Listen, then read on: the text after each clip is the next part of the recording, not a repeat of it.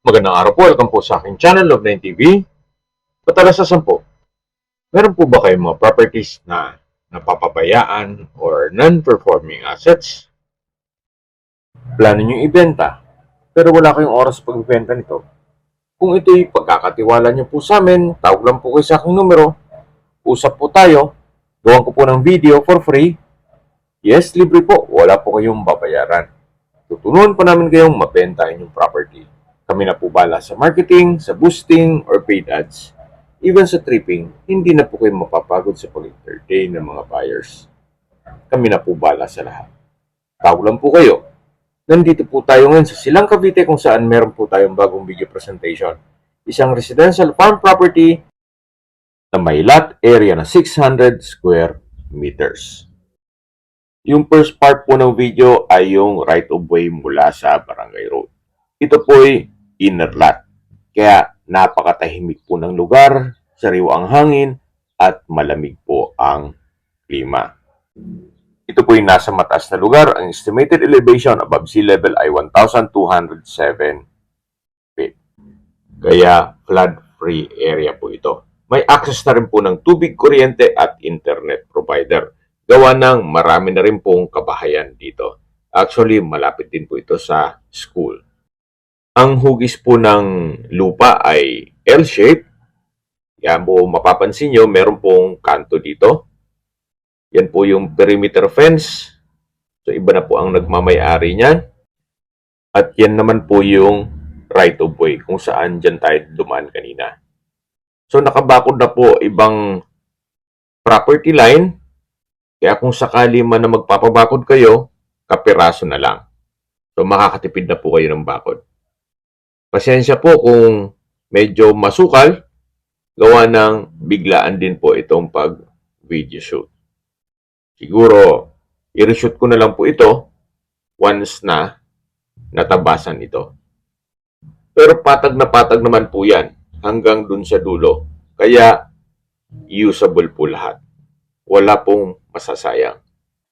Ang kagandahan po sa ganitong sukat ng lupa ay less maintenance. Especially kung para sa inyong retirement house o bahay bakasyunan. Gawa ng pag-ekta-ektaryang lupain, medyo malaki-laki na ang inyong monthly na maintenance. Kukuha pa kayo ng mga caretaker o magtatabas ng damo o maglilinis sa paligid nito.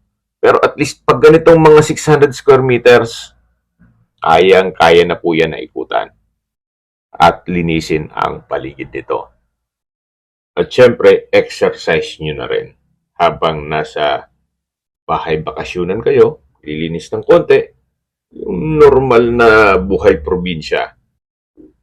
Na pagkagising mo, magwawalis-walis ng konti, then magkakape, sisilipin yung mga tanim sa garden, kung meron mang free-range chicken, bibigyan ng patuka, tapos magbe-breakfast ka, kahit tuyo o itlog lang, yung simpleng buhay probinsya lang po, na pagkatapos mo nang gagawin lahat, relax ka na. Wala ka nang maraming iisipin pa. After po ng ilang dekada na pagtatrabaho, i-enjoyin nyo na po ang buhay o kung ano man ang pinagpaguran nyo. Summarize ko lang po sa mga skip ng video. Ito pong property ay nasa Silang, Cavite at may lot area na 600 square meters. Ang dokumento po nito ay tax declaration pero nakapangalan na kay seller. Kaya ready na po ito for titling. Sa distance, location at travel time portion na po tayo. Mula po sa bayan ng Silang, ang distance is 5.1 kilometers at ang travel time is 13 minutes. Kompleto na po doon gaya ng public market, groceries, convenience store, remittance center, bank, schools, church, at hospital. Yan po yung lagi kong binabanggit sa inyo na dapat nyo i-consider sa paghanap ng property, yung meron pong malapit na hospital. Hindi ko naman po sinasabing sakitin kayo, yan naman po yung for emergency purpose lang naman. At mula naman po sa Tagaytay, Santa Rosa Road, ang distance is 5.8 kilometers at ang travel time is 14 minutes. Mula naman po sa Tagaytay Flower Market, ang distance is 7.6 kilometers at ang travel time is 18 minutes. Mula naman po sa Tagaytay Rotonda, ang distance is 10 kilometers at ang travel time is 23 minutes. Kung manggagaling naman po sa Manila o sa airport, ang distance is 57 kilometers at ang travel time is 1 hour and 17 minutes. Okay, sa presyo na po tayo. Binebenta po ito ni owner sa halagang 2.2 million pesos net. Ibig pong sabihin, si buyer na po ang sasagot sa lahat ng taxes at expenses with regards to documentation.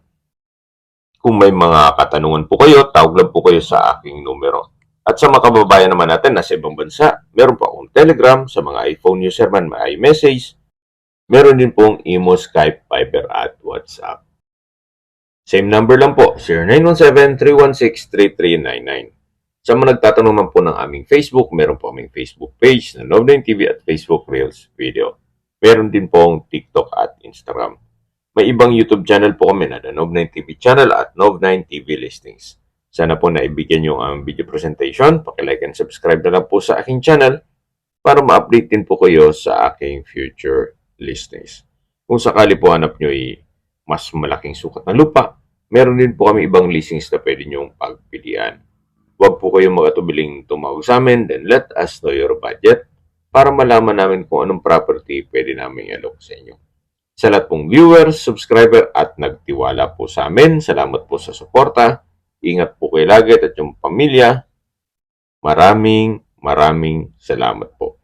Ito pong binabaybay natin ay yung right of way at meron pong paliko dito na kung saan pag diniretso nyo po ito ay diretso na yan sa main road o barangay road. Marami na pong mga kabahayan dito. Mga rest house, yung iba naman po ay private resort. At malapad din po itong daan. Kakasya po ang truck o SUV.